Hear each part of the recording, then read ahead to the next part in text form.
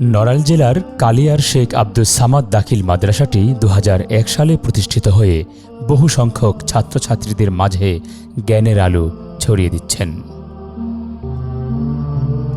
বর্তমানে এর ছাত্রছাত্রী সংখ্যা ১০০ জন। প্রতিষ্ঠানের রয়েছে ৭৬% জমির উপর দোতলা বিশিষ্ট বিল্ডিং এবং টিনের তৈরি ঘর।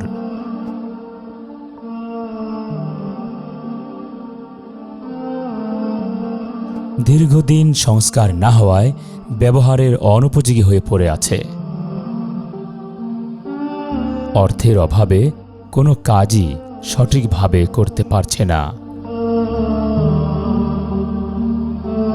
আসসালামু আলাইকুম।